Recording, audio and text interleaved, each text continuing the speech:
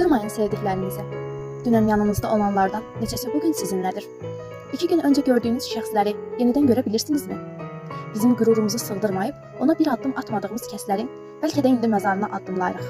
Dəyərdimi? Bir bağışla demək nə qədər çətin idi. O məzara əlində gül dəstələri ilə getməkdən daha çətin.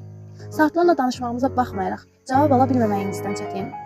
Nə qədər qoxusunu duymaq istəsək də, o qoxunu duya bilməməkdən çətin. Yox, deyil. Bütün bunlardan daha çətin deyil. Bir bağışla demək. Fərq etmir.